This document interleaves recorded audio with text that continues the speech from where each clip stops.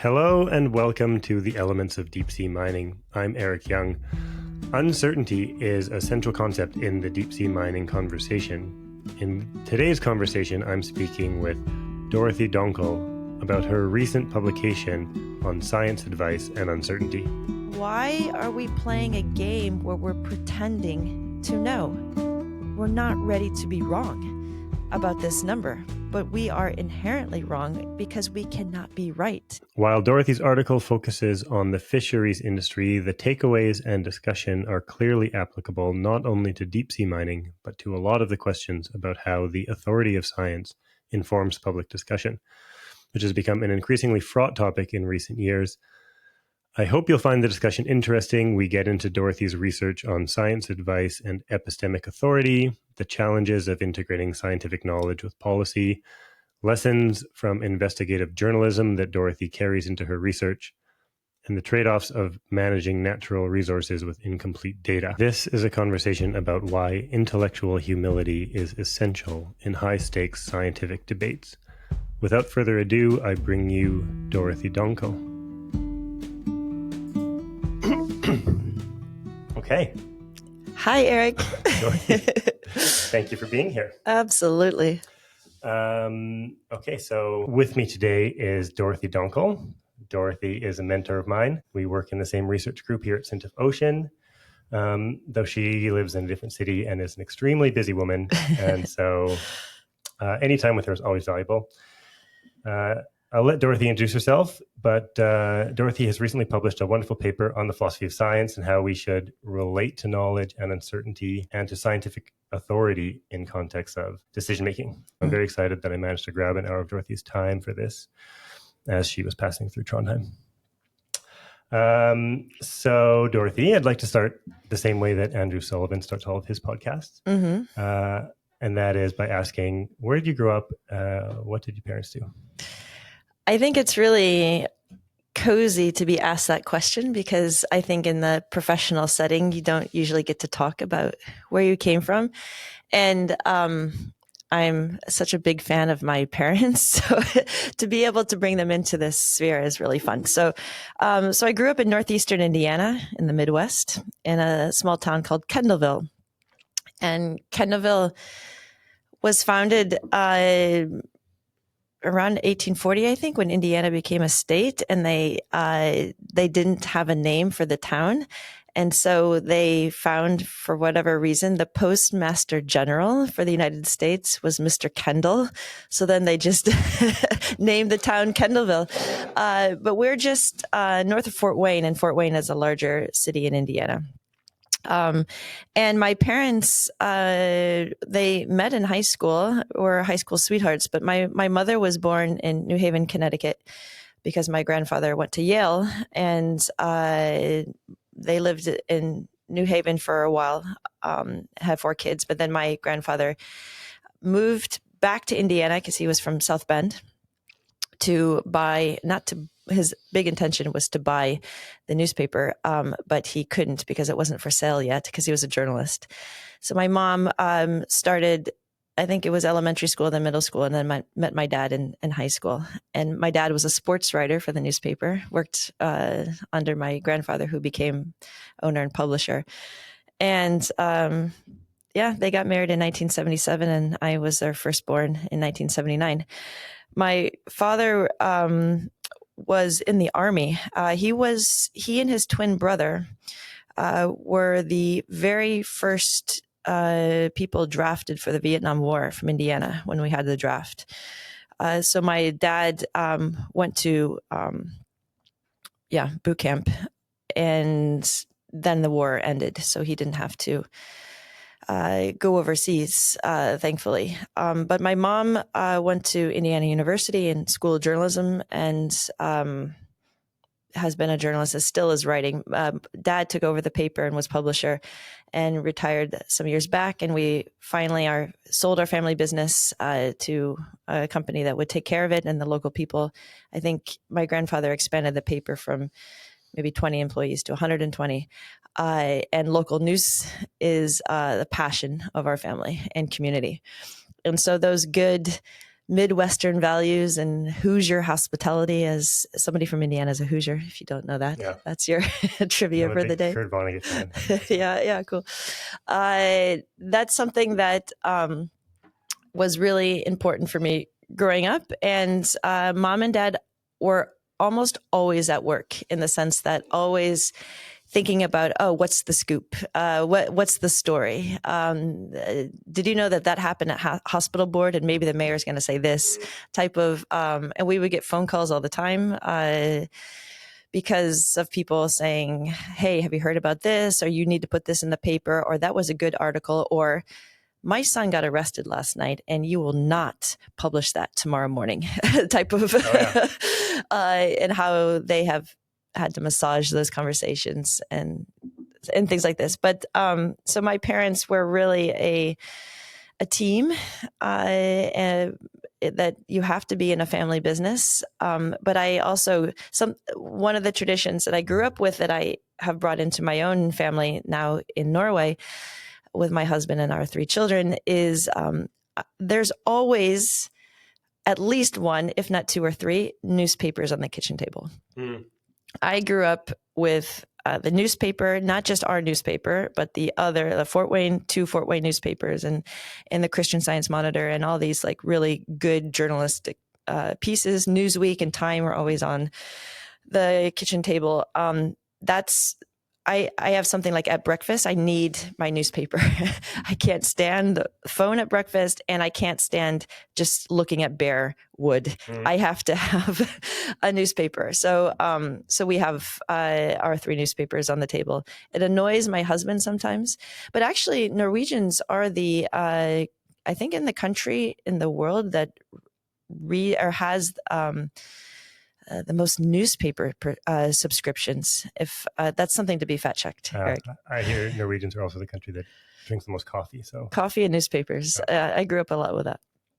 Okay, and then can you take us briefly from how did you go from third generation journalist family in Indiana to researcher in Bergen, Norway? Yeah.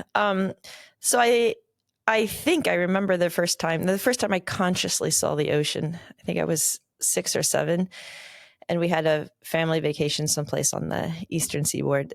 And I just, there was something about the Atlantic Ocean and the waves and this. And I definitely remember the first time I saw the Pacific Ocean in California.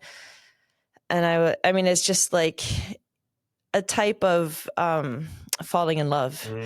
Of, oh my gosh, if there's so much going on in the surface and all that power, just think of what's underneath it. And luckily, my grandparents, my mother's parents, built a house in Key West, Florida, 1989. And they enrolled me into Sea Camp the summer of 1994, a marine biology camp on Big Pine Key, which I highly, highly recommend. It was totally, for me, one of those real milestone moments. Where at the age of that summer, I turned 15. So I was 14. I got my scuba certification, my NAUI scuba certification after those 2.5 weeks at Sea Camp. And to be able to because we have to do the math and the physics and, the dive tables. And that's really cool as a 14-year-old to see, okay, this is why we do math. So we don't die, and learning all that. But then we got to dive at Looe Key, National Marine Sanctuary. And this is the 3rd largest barrier reef in the world. And in 1994, there was still a lot of coral there. And I was just, to be able to go down on your knees on a sandy bottom for 20 minutes and just observe, was just, it was just awesome. And then I just kind of was trying to figure out, how do you do this for a living? And the only thing I could attach it to was to work in an aquarium. And so when I told my mom, so my mother's mother, who I grew up I grew up right next door to my grandparents because when mom and dad got married, they were looking to buy a house in Kendallville, and the house next door to mom's parents was for sale, so they just bought it. And it wasn't because they were looking to be right next to the in-laws, but that's how it happened. So for me to be the oldest grandchild, I had a very close relationship, wonderful relationship with all four of my grandparents. My dad's parents lived 5 miles in the next small town where my dad grew up. So lots of fabulous memories. But it was my mother's parents that really introduced me to the ocean. And when I figured out that, okay, maybe I could work at an aquarium.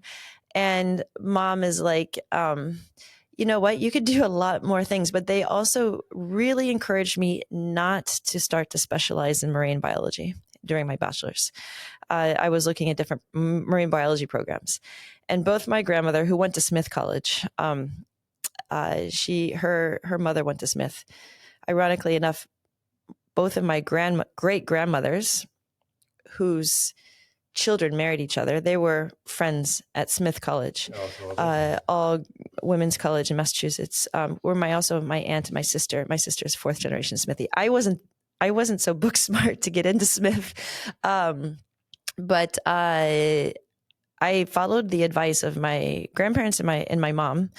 That okay, well maybe they said just do biology and then if you want to do marine biology, do a master's or something like that. And I mean, they were paying for my college education, so I also kind of had to take that advice, and it was good advice. And I got into a liberal arts college where, you know, I have a very warm place in my heart for liberal arts colleges and the understanding of the whole, getting kind of the basic psychology, the basic philosophy, the basic religion, the basic, you know, all these good humanities things, but also getting a major in biology. That's like super cool. And that fit my brain really, really well, because I love how pieces come together and how one thing affects another and this type of thing. But I inherently am a natural scientist. I love the natural world and I love everything that's salty. So, I eventually got into the ocean when I moved to Norway.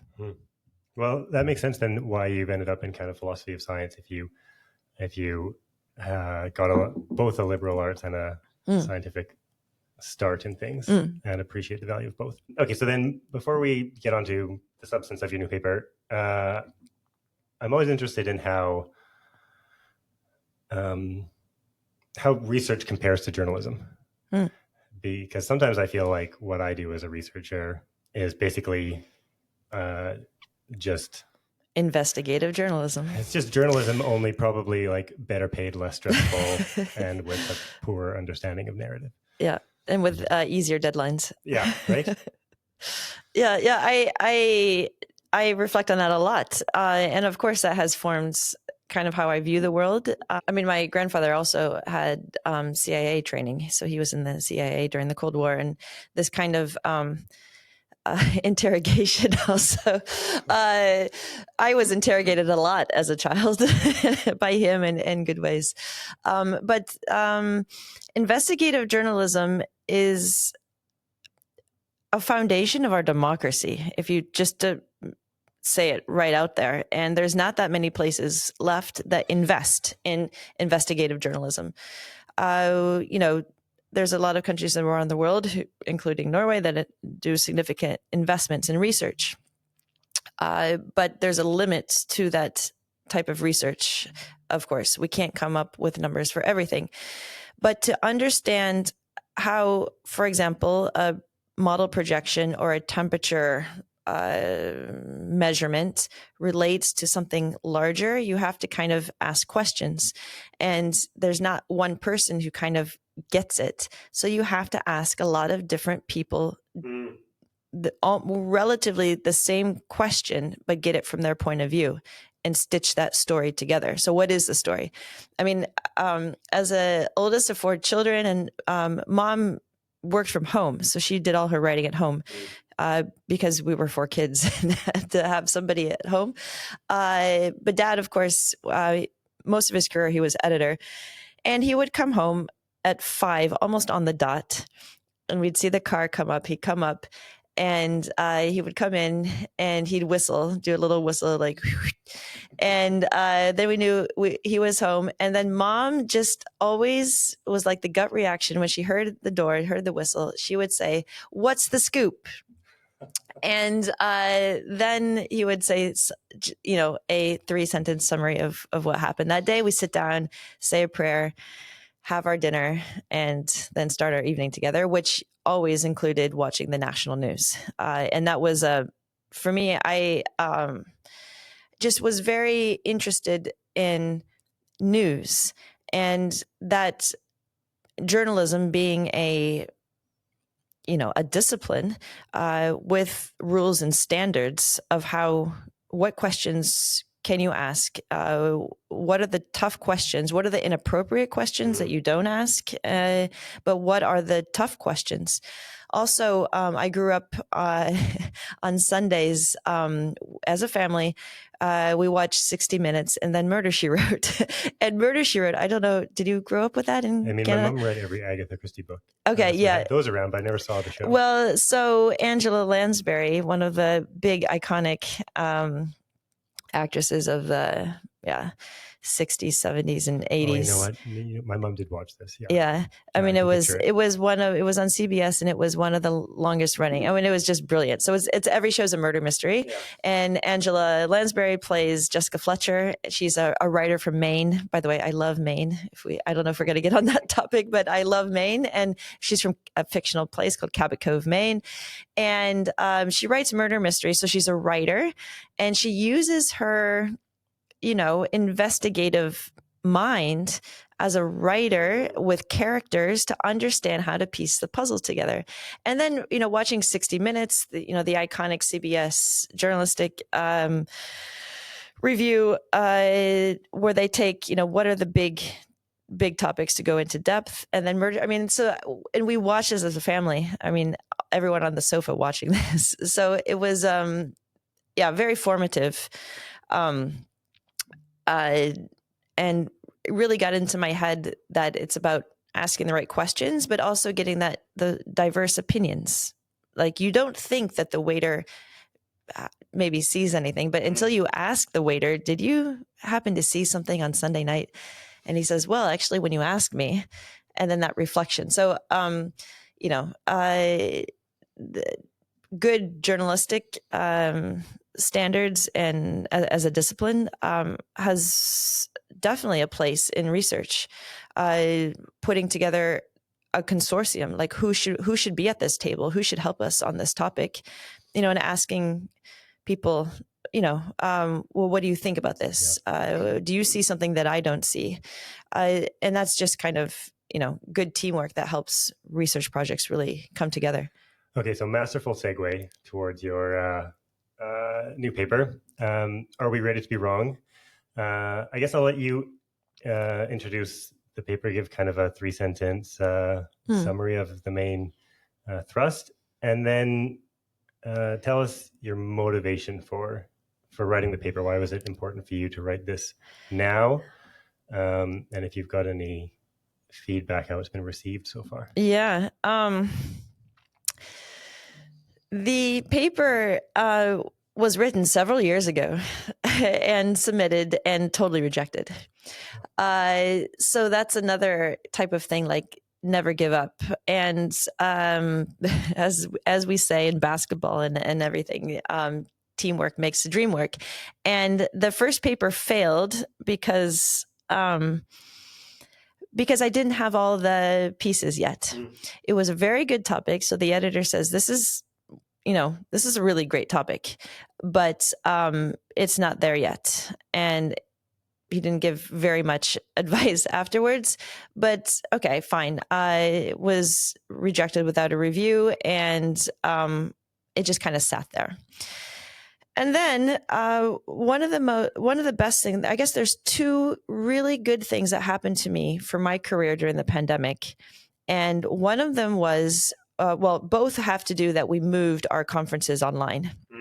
Because when we did that for the one really good thing was the SDG conference at the University of Bergen, when I got involved, when we decided to make it a live TV type of sending, as we say. That was just awesome. That's another topic. But also our post-normal science and practice conference went online. And when that went online, I got to meet a new person, Min Hyung Kim, a young woman from South Korea, who I think is one of the most intelligent people I've ever met. She went to Sciences Po in France and has studied in the US, and is philosopher of science, and just starting to really get into post-normal science and that scholarship. And we hit it off at the conference, and then we had some meetings afterwards. And for whatever reason, I started talking about this mackerel case that we have in Europe, how to set the quota for Northeast Atlantic mackerel. And because this is a story that I've had in my head for at least 10 years, if not 15. And I've been following it, but I couldn't, in a way, get it published. Like, how do I get that story out? It's a fascinating story, orally. And I've seen this story and talked to all the different experts and all the different, fishermen and all this type of stuff. So I know it all fits together really well as a reflexive question. But it was Min Hyung that came up with this question, are we ready to be wrong? And it was I think we spent 2 years on this because till this day, I still have not yet met Min Hyung in person. Now she has started a PhD in Bilbao. So now she's in Europe again. She was in Europe before the pandemic, went back to Korea, and then now is back in Europe. So it's just a matter of months until we get to meet in person. She's probably the person I know the best without have ever met her in person.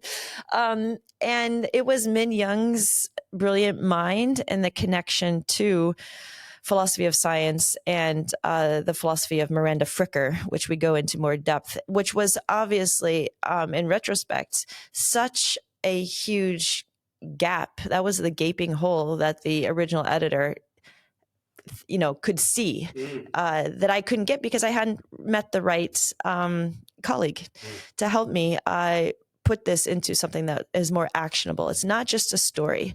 It actually is a story with an anchor in the philosophy of science of saying we have to be diverse and inclusive in order to understand the limits of science, first of all, but then what do we do when science can't bring us the answer, because there is no answer. But maybe it would help if I kind of explain a little bit of the story. Yeah. So the story is such that in Europe, there are annual assessments where scientists use statistical models to basically count fish. And they count fish, for example, of a certain stock. A stock is a grouping of like a species like mackerel. Scombus. Northeast Atlantic mackerel is a population of mackerel in the North Atlantic. And then we're looking at this at a stock level. So it's kind of connected to a geographical level because the International Council for the Exploration of the Sea, ICES, we usually say ICES, the world's oldest intergovernmental science institution founded in 1902, is tasked with the scientific assessment of, I think it's over 80 fish stocks now, and then to give the scientific quota. The scientific quota is what science recommends the fishers for that stock catch, but those fishers can come from, or almost always come from, different countries. So Norway shares mackerel with UK after Brexit and in the EU, for example. And that was historically how it's been for, the last decades. However, mackerel has to swim every second of its life in order not to sink because they don't have a swim bladder. So basically mackerel is just it's the Ferrari of the sea. It's like tuna in that sense. really fast. The mackerel can even become warm-blooded when they swim really fast because they're using so much muscle and they warm their blood. So mackerel is just like a super sexy fish. It's so awesome and it's so good for you and it's so healthy and it's so beautiful. Mackerel are just gorgeous. Anyways, so they're swimming every second of their life, but they have to find food. So they're just swimming after the food, right? So, and the food is being has a lot more area to kind of fill because of warming waters. So phytoplankton would have kind of a natural northern boundary, but with warming seawater, phytoplankton can now go into other places and the current is bringing them and they're living, and then the zooplankton follow the phytoplankton, and then the mackerel are following the zooplankton. So it was maybe almost 15 years ago, mackerel started showing up in Iceland. And not just Iceland, started showing up in Greenland. And not just Greenland, there were reports, because I get the newspaper, of course, the fisheries newspaper, the national newspaper, of Norwegians standing on docks in Longyearbyen and Svalbard and fishing mackerel all the way up to Svalbard, all the way up to 78 degrees north. And this, first of all, it's amazing. It's like, wow, mackerel is getting around. And, they have to have a pretty big stock size to, survive all that. And that's very interesting.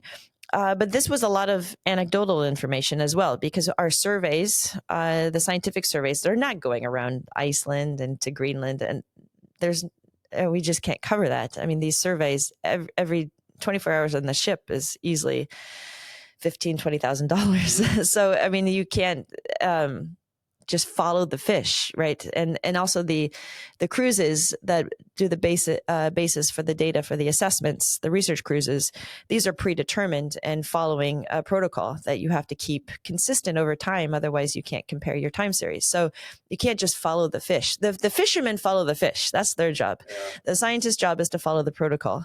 And the protocol is based on all these different statistics of where you need to carry out the assessment.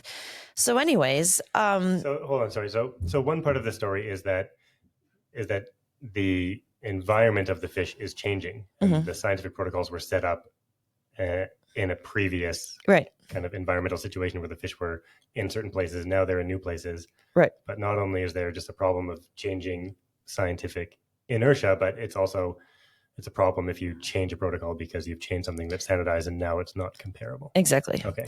Carry on. There are ways to change protocols, of course, but that's another topic. It's in the ICES working group. What do you say? Setup. They do what's called a benchmark. You re-benchmark. You kind of put all the data back on the table, all the assumptions and all the frameworks and protocols, and you say, okay, what do we need to change anything? And if we do, how should we do that so it's up to scientific standards? And there could be a lot of external people to the system, scientists that aren't doing the routine assessment will come in and help advise on how to benchmark. Benchmarks are usually done maybe every 3 to 5 years or something. It's just good scientific practice. It's like an external review, basically. But mackerel had been benchmarked 5 times the last 6 years. So the benchmarks were coming one after another because they couldn't get the signal. They couldn't really understand how much mackerel there was. And there was a huge discrepancy between the anecdotal and semi-anecdotal, but also, I mean, we have to also realize a lot that's changed in the North Atlantic. The technology on the fishing boats is almost the same, basically the same as the technology in our research boats. So when it's not so anecdotal to have a fisherman give you his echolod, as they say in Norwegian, the data that where they've seen these huge schools of mackerel way out where the scientists have never been. So there's this discrepancy of, if you will, science and society, where, important members of society who are very dependent on this stock for their livelihoods are saying, you guys have no idea how much mackerel there is. So it puts the scientists in a squeeze, and it is one of the best characterizations of post-normal science that I can actually think of. And I should probably mention what post-normal science is. So Thomas Kuhn in 1962 published a book. There's another cool thing in science that happened in 1962. Watson and Crick came up with the double helix structure of DNA and got the Nobel Prize. So that's probably what 62 is most remembered for. Also, Rachel Carson came out with Silent Spring in 1962, if I remember correctly. But I think the most exciting thing that happened, of course, Silent Spring is awesome, and that's another podcast. God bless Rachel Carson. But Thomas Kuhn, Austrian American philosopher of science, published a book, The Structure of Scientific Revolutions. And that book is famous for many reasons. Usually Norwegian bachelor students have to read this as part of their X-Fil, because Norway don't really have liberal arts. So you have this X-Fil, which is kind of like a crash course in philosophy of science. Yeah. And that's where the book is famous also because he coins the term paradigm shift. Yeah. Which is really cool. And that's another fascinating topic. But for the purpose of this story, he also talks about science as puzzle solving, and he calls puzzle solving science normal science.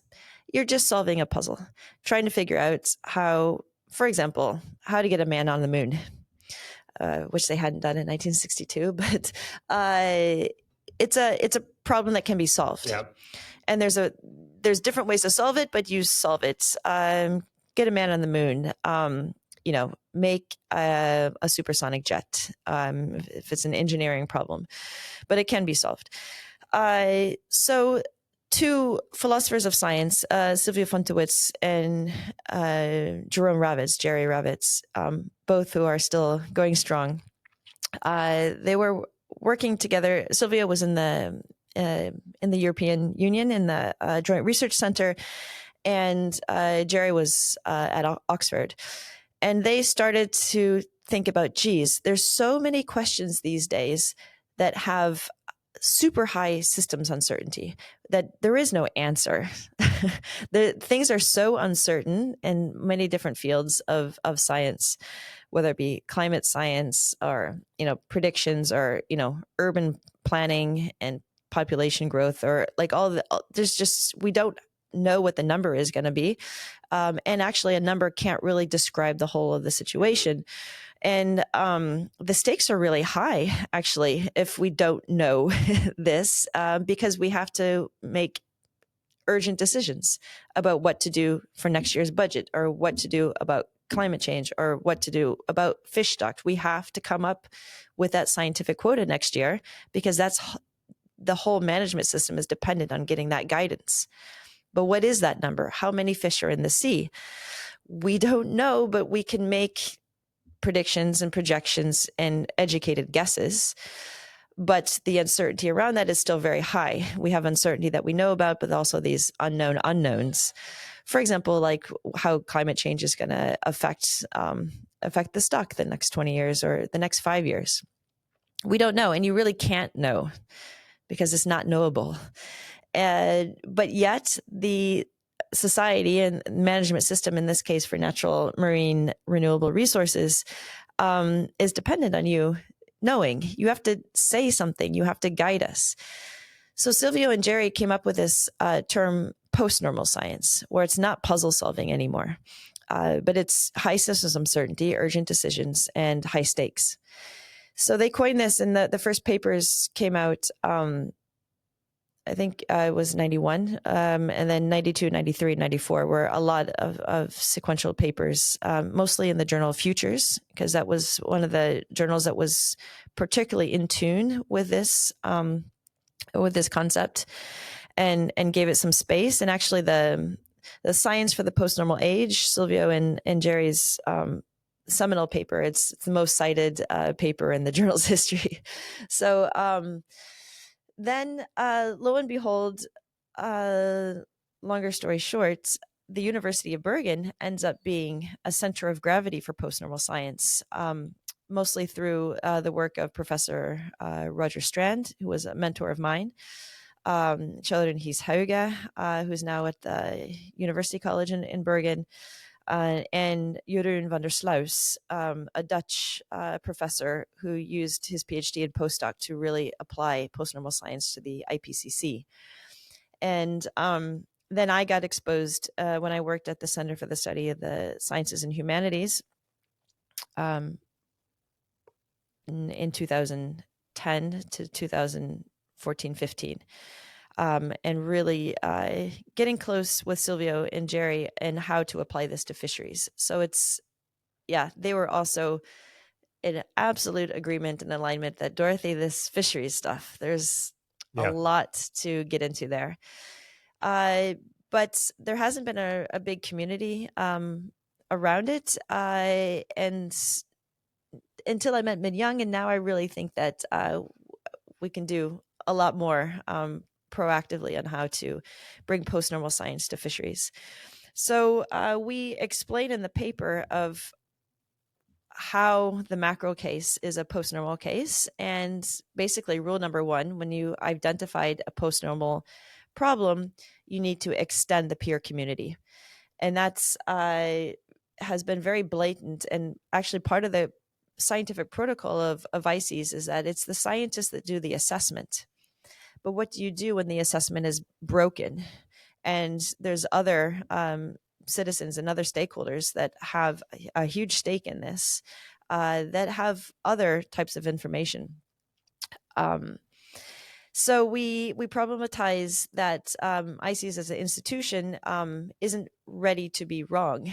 And it goes back to the 2018 advice for mackerel, where I can't remember the exact number, but it was something like 748,639 tons. So there you have 6 significant figures, which first of all is a blatant miscommunication of the amount of uncertainty.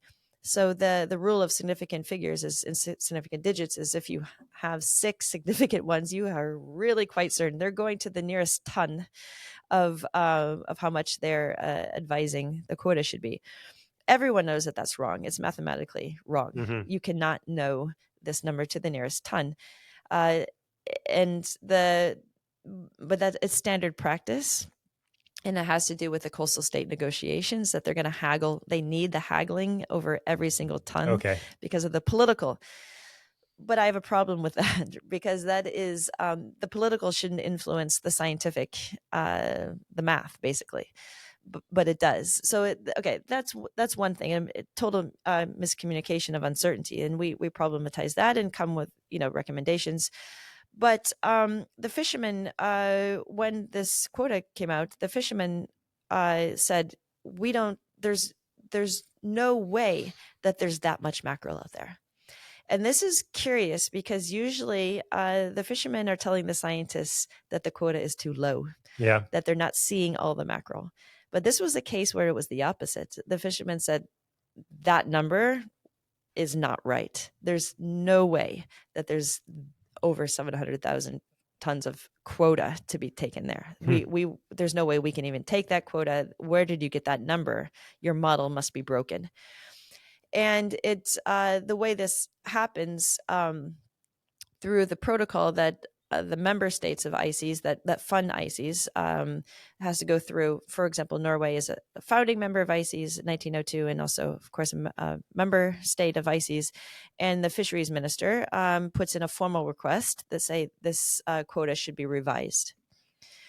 So then it goes back, the scientists come back together to revise the quota, and they come up with a new number that's, was it 80% below? It was 400,000, something like this, 369 tons. Exactly, still, but significantly lower. And the fishermen, this is then formally announced and advised to be the scientific quota for Northeast Atlantic mackerel. And then the fisherman's like, there's no way it's that low. And so you have a huge,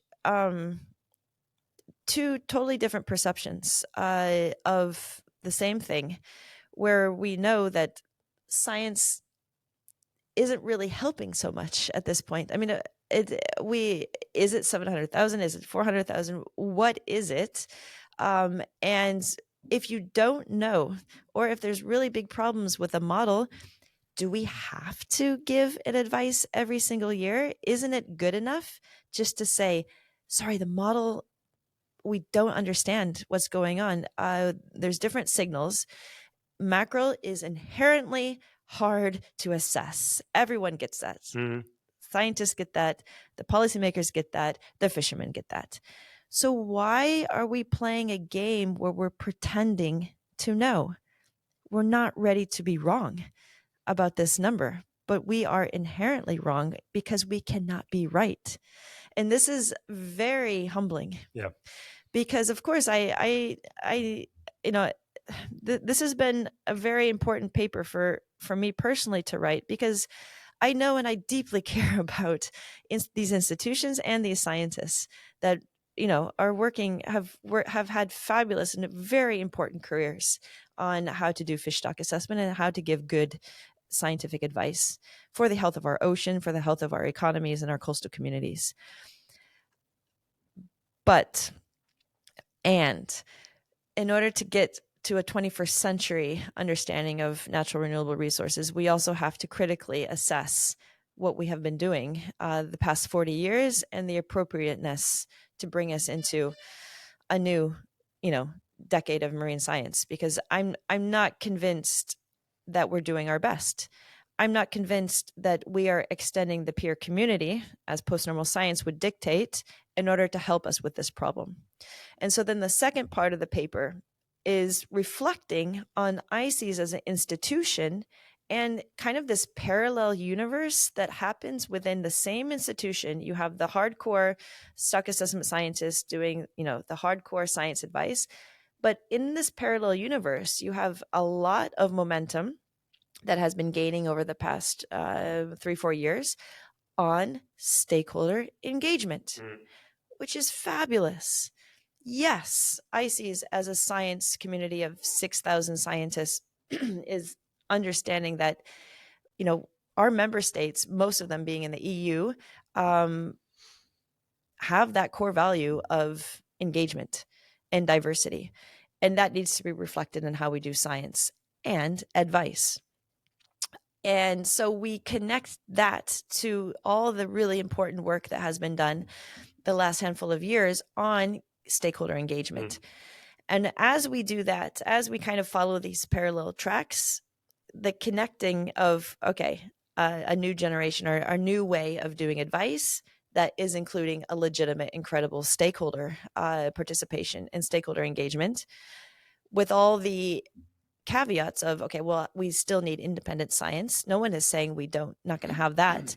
But when we identify post-normal problems, we also know that there's independent science, and then there's a translation of that into advice. And that's its own mode of working, and that could and should include an extended peer community. So we put this all together, and I'm very excited to present this to the ICES Annual Science Conference this September. Min Hyung and I have a plan to be there. I also have a plan to embed Min Hyung in some of the discussions in ICES as part of her PhD, to kind of get that experience. And so far in the community, because we did a lot of interviews and a lot of fact checking and story checking to make sure that everything kind of fits together for the paper. And I think people are very happy that somebody is doing this. Yeah, okay. The pushback, I would say the pushback is quite minimal, because I think scientists, at least the ones that we talk to, nod their heads and say, yeah, there's some stuff going on. Now, how to change the, you know, protocols and benchmarks and how to actually make this happen is, for me, still a big question mark, because I know the ingredients. Like, I can tell you an ingredients for a chocolate cake, but how to bake that cake and what proportion and at what timing and all that, I don't know Yeah. that I would, and this is the thing that Silvio Funtowitz says. I think one of my favorite quotes is, "Sustainability science isn't a book you take off the shelf with recipes. It's learning by doing." And so the goal for the paper was to be a conversation opener for the ICES community and for the fishing community and for policymakers to be like, okay, maybe single stock assessment and single stock advice is something that belongs to the last century. Multi-stock ecosystem advice, where we're also showing that mackerel is really dependent on any other things, and the environment, the marine environment, marine ecosystems is very dependent on a healthy mackerel stock, because the urgent decision and the high stakes are also the fact that, per definition, Northeast Atlantic mackerel has been overfished for 15 years. Yeah. And as a keystone species for the North Sea and the North Atlantic, we cannot risk collapsing a mackerel stock. We cannot risk that. And I think it's scary to think that we've been overfishing because Norway, if I was to put my finger, and now I'll put on my hat as chair of the Nordic Marine Think Tank, Norway has a huge responsibility to admit that Iceland has rights to fish mackerel within its own economic exclusive zone as per the UN Law of the Sea, which means that when ICES gives the one scientific advice, whether it's right or not, it's just one advice that has to be shared with all legitimate coastal states. And Norway will not recognize Iceland as part of the shared stock, because, of course, that has economic repercussions for Norway. And so it's time for the Nordic countries to acknowledge the situation as it really is, and for Norway, and then also EU, UK, to acknowledge Iceland as part of the coastal state agreement. This, for people on the outside, this seems like a no-brainer, but this is really tough situation. And it's tough per definition because it hasn't been solved yet. So there's a lot at stake.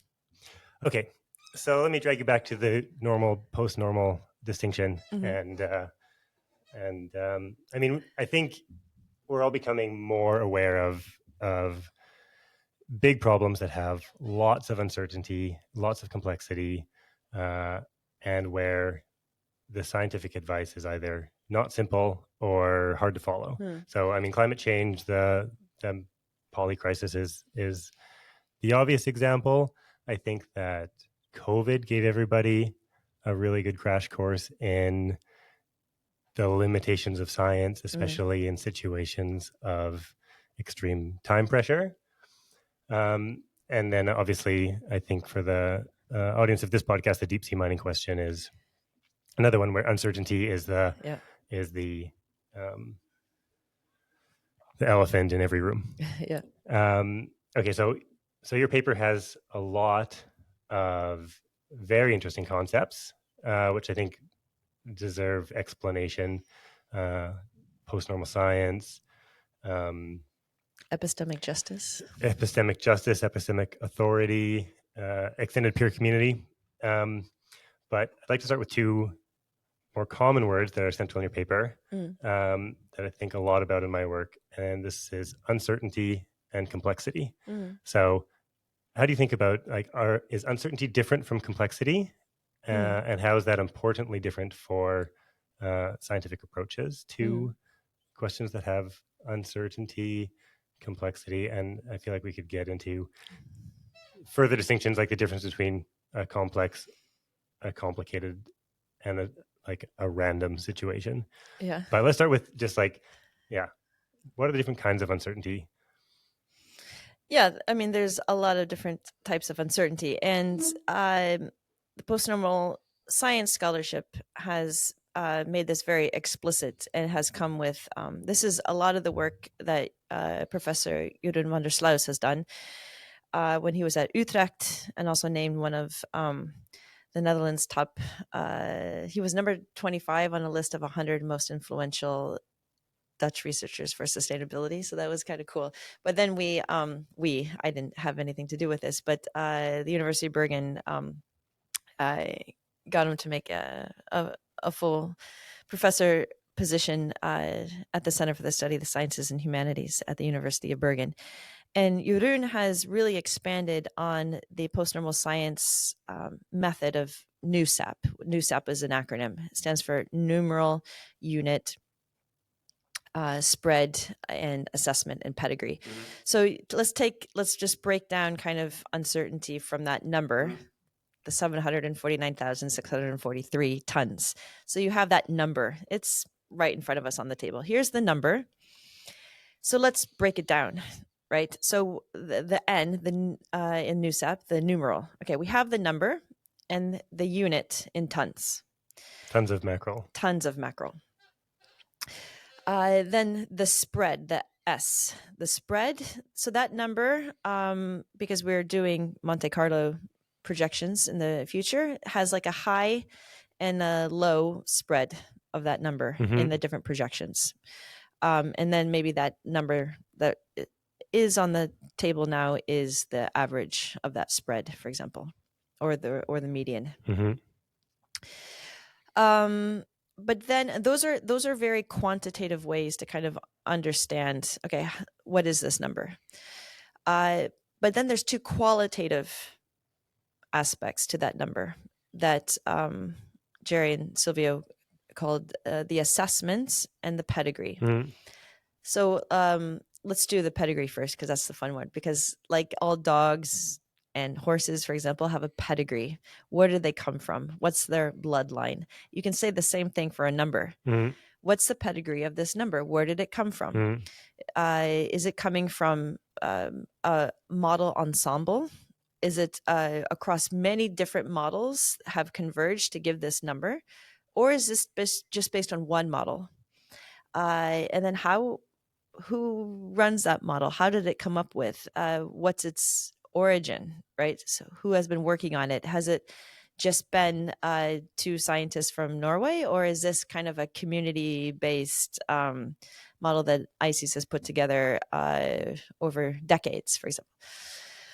So what's the pedigree? But then the assessment, and there's different ways to do this assessment. First, you can have grouping of experts that say, the group of experts in this discipline in fisheries science all agree that this is a strong number, that this is a good number.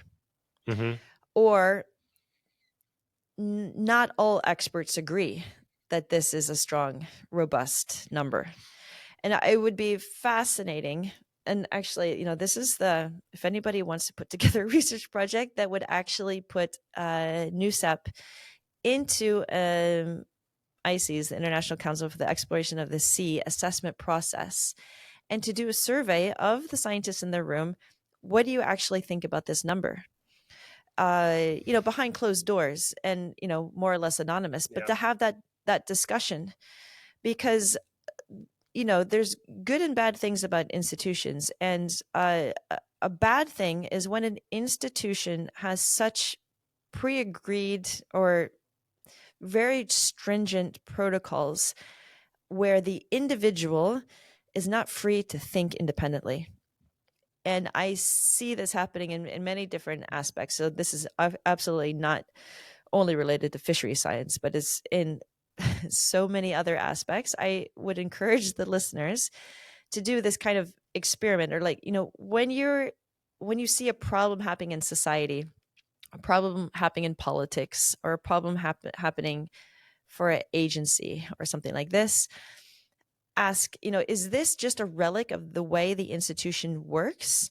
And what would be different in this if there were one or two or three people that said, what if we thought about this a little bit differently? Mm-hmm. And I've actually seen this in practice. If I can share another story that I think is fascinating. There's the Norwegian water resource, also NVE, the Water Energy Resources Directorate, who in Norway, who got the job from the Ministry of Energy to draw up the new areas for offshore wind in Norway. And offshore wind is a very important emerging technology, particularly floating offshore wind of renewable energy to help us deal with our addiction to fossil fuels and to transition. Very important technology for the energy transition. So Norway wants to get on board and actually make a sector, make a business out of this and start electrifying.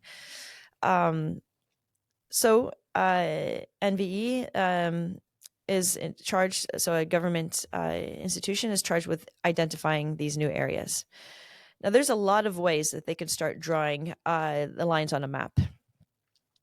But there's this wonderful woman whom I'm a fan of, Annette Ødegaard, who took leadership and just trying to figure out what's the best way to approach this problem, and came up with a wonderful application of the extended peer community, where she consciously or unconsciously, it'd be fun to interview her on this, and maybe it came a bit top down that you need to include all these people, but she included all the different agencies, directorates, and science institutions, for example, the Institute of Marine Research, in this because she understood it as an inherently complex problem. That, okay, when you have complexity, you need more people to help you disentangle it. And there's going to be areas, they want to avoid areas of conflict. And they're not just fisheries, but perhaps one of the most important conflict areas with the military, for example. You just can't make an area not available to the military. It's the military that makes an area unavailable to you, particularly in the North Atlantic. So getting all these maps and overlaying those maps, all of a sudden you get a very complex picture. And I would not say that, I would say this is the difference between complexity and uncertainty. There's not uncertainty really here. These are the lines in the map that this agency, this group, different councils, aviation, this like that, say that this is where we operate. And so an offshore wind farm would be in conflict with our operations. But when you overlay all those data, it suddenly becomes really complex, because then you have to start thinking about trade-offs. Getting this extended peer community in an 18-month process, and also another part of extending the peer community is that you don't just have the one workshop and think that, okay, this is how it has to be iterative. Mm-hmm. So within these 18 months, a lot of back and forth, but then also more maybe smaller discussions with a certain group to say, okay, but you drew these lines, but the trade-off is so great. Could you reevaluate those lines in light of this new information? And in the end, they came up with these 20 new areas. I think it was like 53,000 square kilometers of area that were deemed both appropriate for offshore winds and appropriate for the other actors in the area as low conflict. And on paper, in the rhetoric and the press conference, sounded all good to me, but I have to, I guess this is kind of like the investigative journalism part, I have to get this verified by the stakeholders. And we had this project where we had a lot of different offshore wind stakeholders, both developers and fishing representatives from the pelagic fleet and from the bottom trawl fleet and from the ship owners. And in we have regular meetings. So right after that press conference, and by the way, that press conference in Oslo for the Water Resources Agency, they broke the internet as far as press conferences, because they weren't expecting so much outside interest to NVE press conference in Oslo. But it was basically all the fishermen on the west coast of Norway on their, on 5G with their phones offshore were all tuning in because this had such huge consequences for them where these lines were going to be drawn that they wanted to tune in. And there's one particular part of that press conference in Oslo. So for the listeners, the capital of Norway in Oslo is in the east part and very geographically and culturally separated from the fishing community on the western coast and in the north of Norway. So to have so many fishermen interested in that government press conference was very insightful for NVE to say, oh, geez, this has high stakes. And there was getting back to the newspaper, I'm a big fan of Fiskeriblad, the national fisheries and agriculture newspaper in Norway. And there's a journalist from the Fiskeriblad who asked a question at the press conference. And at this moment, I'm just like so excited but nervous.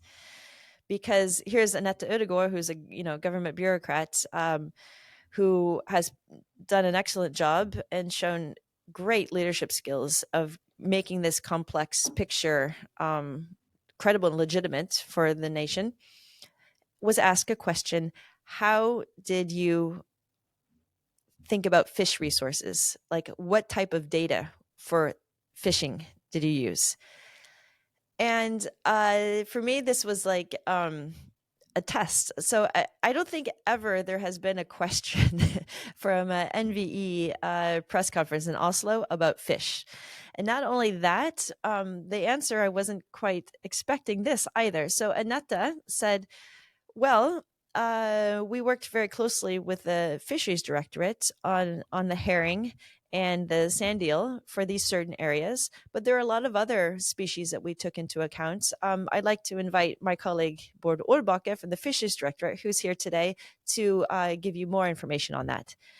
And I'm like, awesome. And so Bård, who we know, of course, he's works in Bergen, comes up on stage, and he just starts giving, the best, nerdiest fish species answer to that question that is served on a platter for the fisheries newspaper is exactly what they wanted to hear, and was exactly showing how in depth, with the right experts, with the right sources of data, that they did. And I was just so pleased. I'm like, oh my gosh, this is so cool, right? So they're talking really hardcore biology and a hardcore economy for the fishing instances. And this is bringing into an offshore wind context for the benefit of Norway as a country. I'm like, okay, this is the real deal. This is how our institutions are supposed to work. And I lend it not to the tunnel vision of an institution of business as usual. I lend it to individual leadership that says, you know what, we've never done this before. So let's think about what the best way to do it is. And I find it very inspiring. But I can't take it for granted just what I think. I need to verify this. So I brought this to the stakeholder meeting where we have developers and fishing representatives in the same meeting. I think it's really important that these two different sectors, fishing and energy, have these meetings so they can hear the other view. Because if they agree, it's like, great. That is like very interesting to move forward with the dialogue then. And if they don't agree, great, let's break that down and understand, because that's totally different than me going to talking to wind developers and blah, blah, and then me going to talk to fish, because then those sectors don't hear each other. I hear everything and I can put it together, but they need to also hear each other. So I started with I thought, okay, strategically, how should I do this? The fishermen are most likely to not agree. The developers are most likely to agree. So maybe I start with the developers. And we went down the line, and developer after developer says, yes, I agree on that. This was a great process. These 20 areas, this is definitely something we can work with. We think the process is good. Good. I think there were 5 or 6 developers from different, and then I have my 3 fishing representatives. And the first one said, yeah, we see the process. We agree with the process. There's one area that we don't agree with. That's in the south, but we've already written why we don't. And I said, for me, this is my view, and something I learned from Sylvia Funtowitz from Post-Normal Science, it's not about the product, it's about the process. So that was my question to them. Okay, you don't agree with that one area in the South, but do you agree with the process? Was that credible and legitimate for you guys? Yes, they said. I go to the next fishing representative. Do you agree with the process? Yes, we think it was a very good process. And then the last one, do you agree with the process? The process was good. We don't agree with that area in the South, but we've written to them about that. And then to clarify, but you agree with the process? Yes. So there I have my,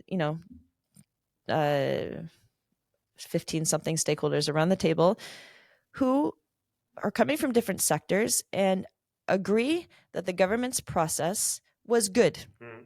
And I made this clear, and I said, this is something we can work with now because we have a process. And this can be and should be replicated when Norway starts to do real marine spatial planning.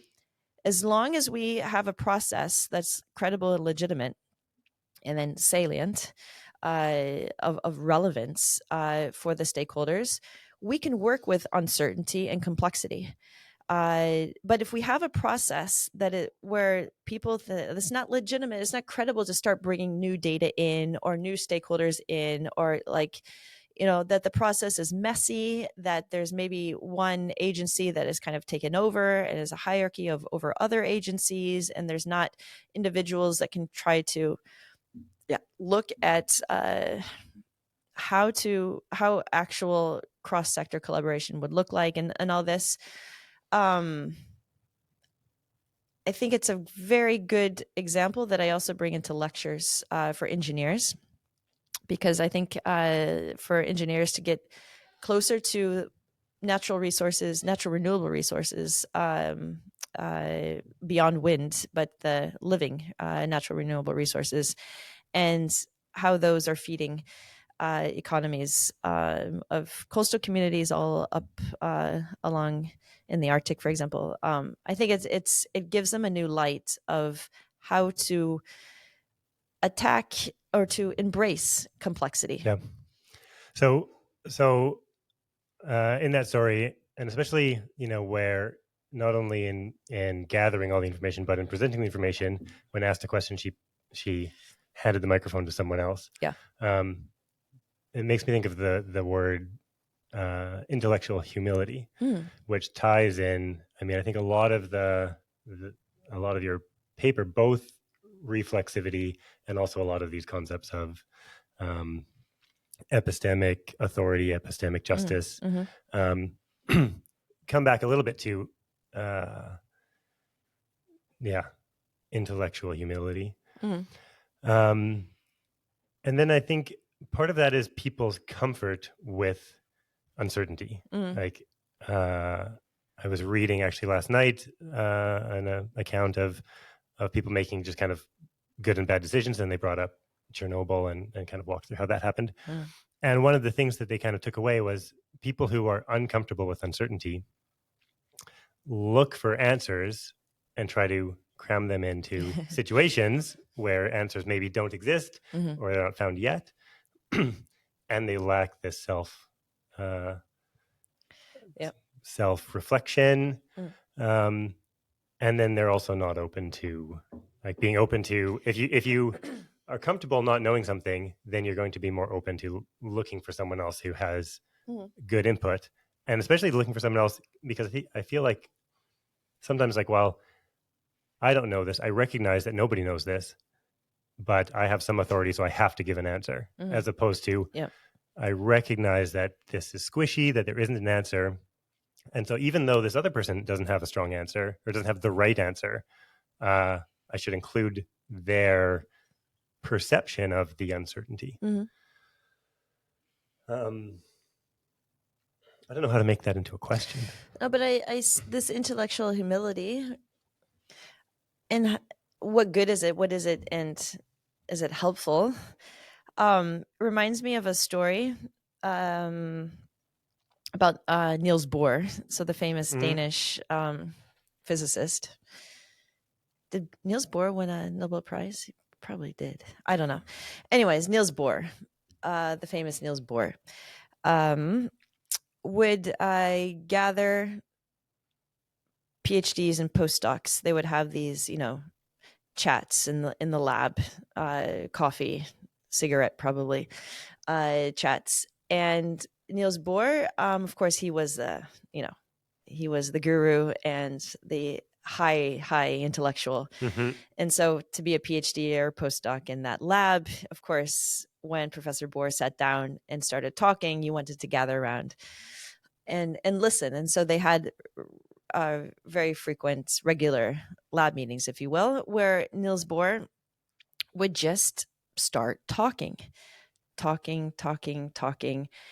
And finally, there was some brave postdoc that said, yeah, but Professor Bohr, what are you trying to say? And he said, I don't know.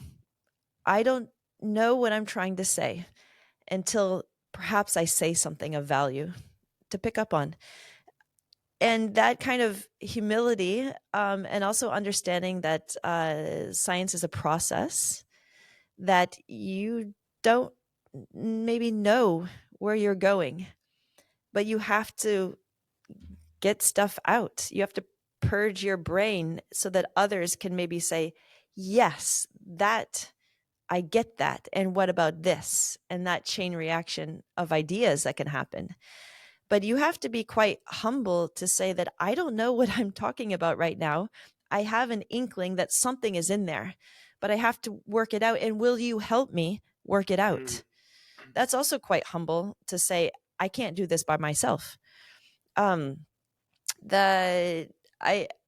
a really fun story that we have in the family, where my husband is a researcher in the genetics and nutrition of obesity and diabetes.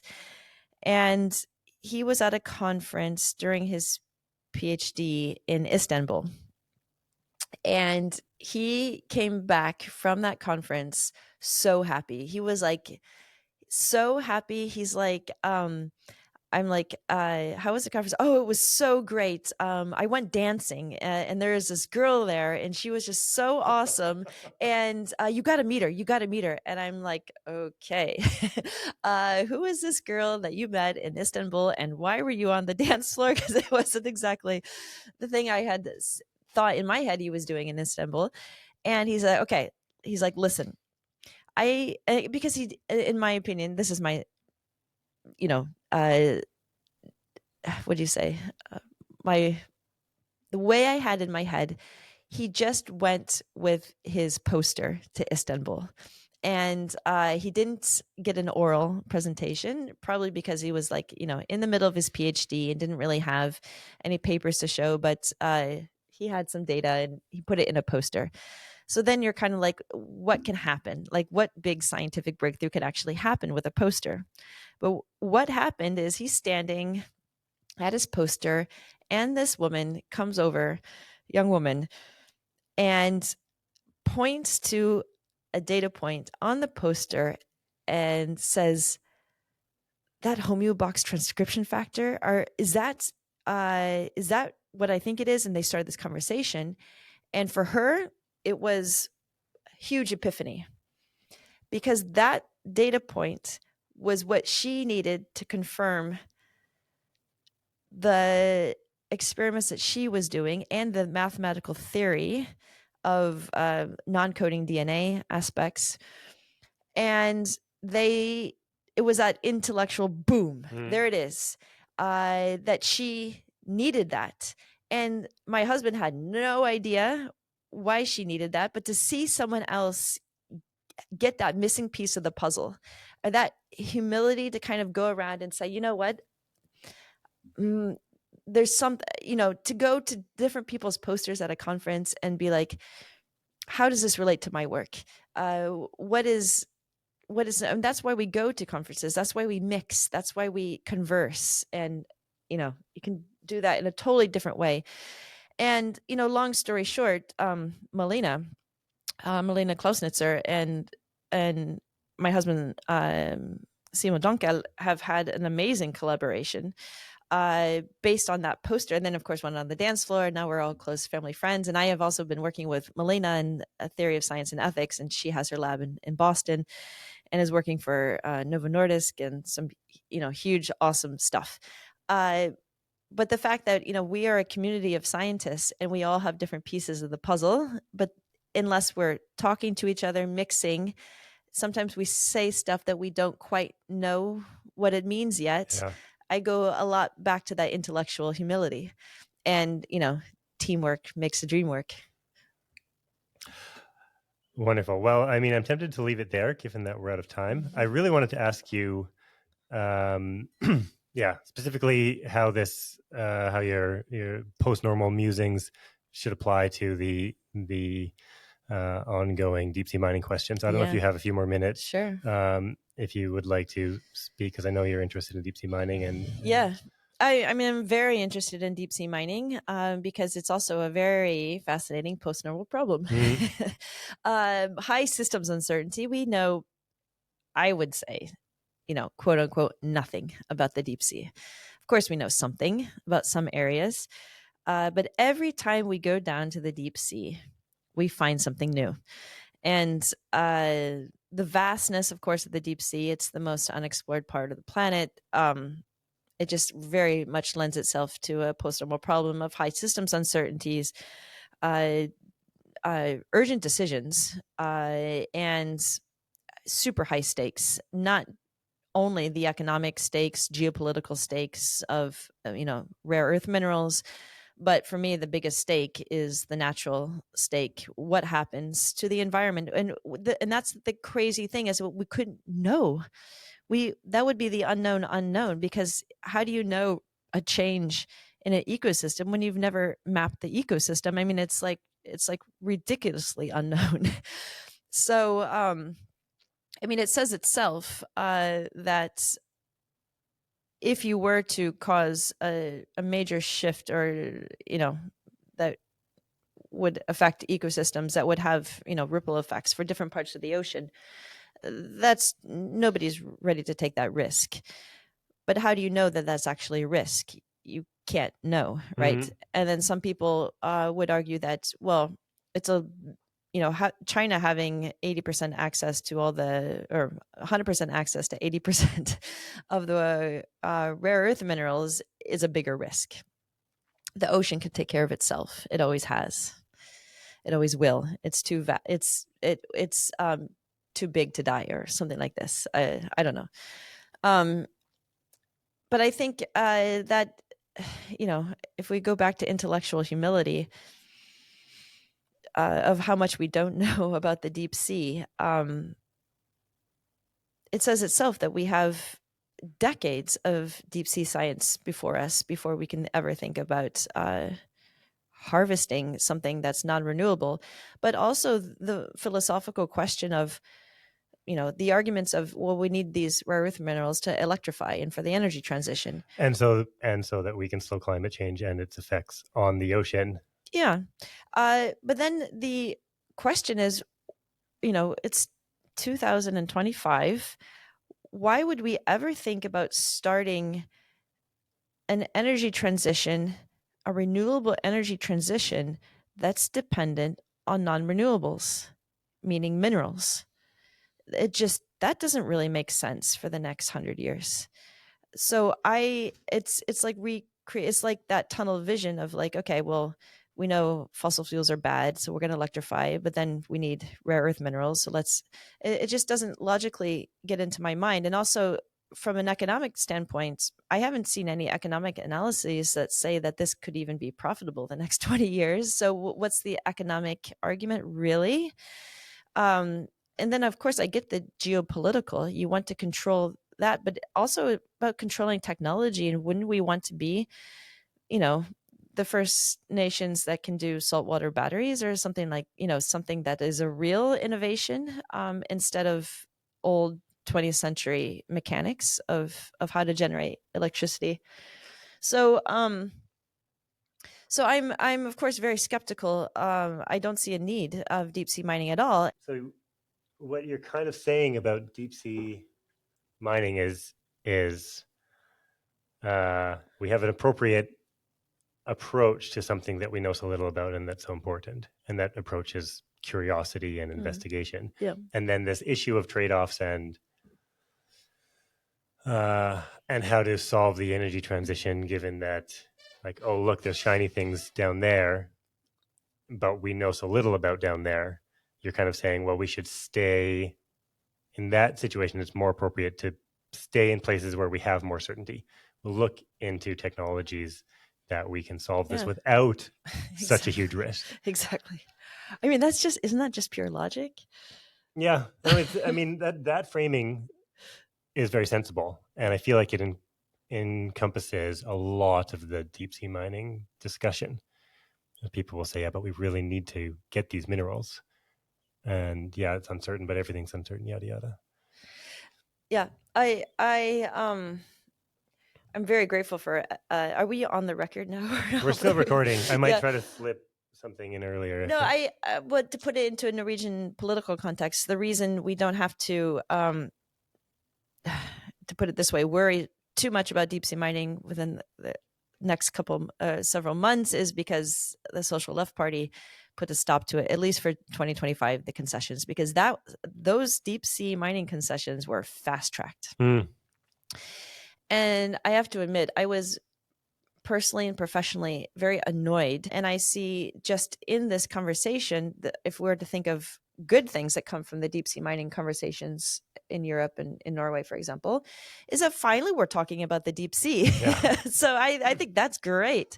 That's fabulous, because I do think the cure for cancer is in the deep sea. I think a lot of the solutions are in the deep sea. And I get very inspired. We're talking to our deep sea scientist at the University of Bergen, Owen Reeves. I'm a huge fan of him. And when he told me about the story behind his Nature paper about getting the first data from the hydrothermal vents at 80 degrees north under the sea ice, which is some of which is featured in the Netflix series, Our Oceans, and the Arctic episode where we were involved, that when NASA saw these chemophiles and these living organisms at 4,000 meters deep at 200 degrees plus Celsius under the sea ice in the Arctic, NASA realized and made a statement that with more deep sea research and more money that is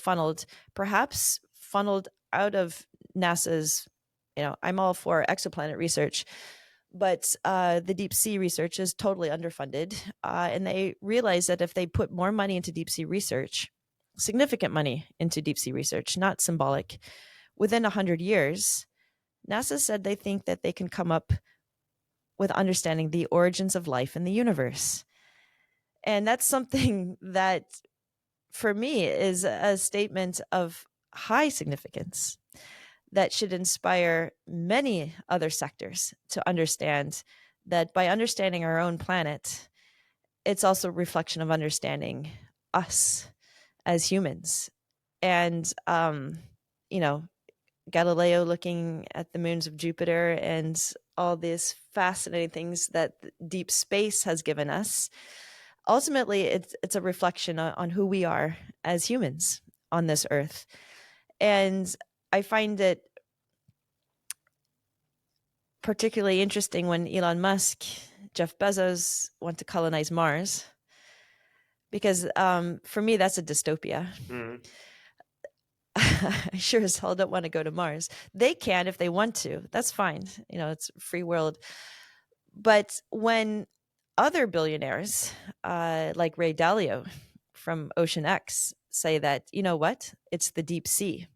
We have the technology to explore the deep sea. We have the technology, eDNA and all this other awesome stuff to understand marine life at 7,000 meters deep.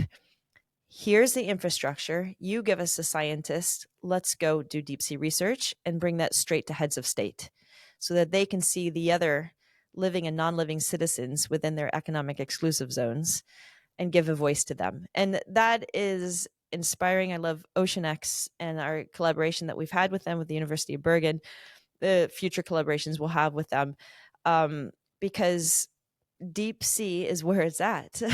So you know that Likali, that my girls at home will tease me about this. But there's that that remix of Likali's I Follow Rivers. Do you know? My Oh my girls aren't gosh. old enough. Okay, but you have to play that as part of this podcast, because there's this great beat and this line that comes out of nowhere. That's deep sea baby, I follow you. And I love it that to have that song when I work out. It's like, I follow you, deep sea baby. I follow, and it's a kind of a popular song. And then a lot of people will recognize that song. But let's talk about the deep sea. Wonderful. Okay. Well, let's leave it there. Dorothy, thanks so much for giving me so much of your time. Let our listeners know where they can keep up with you, where they can find out more about postnormal science, plug your Netflix. Well, Netflix Our Oceans is Netflix's biggest nature documentary. It is a monumental feat of nonfiction entertainment. James Honeyborn and Jonathan Smith were a dream to work with. Caroline Menzies and Alex Fennell, who produced the Arctic episode. Awesome. Totally inspirational. And there'll be more to come definitely from there. Google postnormal science. Go on YouTube. Silvio's given talks, Jerry's given talks, lots of cool discussions on postnormal science. And then for me, LinkedIn is the new Facebook. Mm-hmm. So I tried to prioritize more and more posts about traveling around to different meetings and talking about the same topics that are bringing people together, like postnormal science. And if anyone wants to collaborate on research projects, of course, I'm only an email away. Wonderful. Okay. Dorothy Dankel, thanks for your time. Thank you, Eric.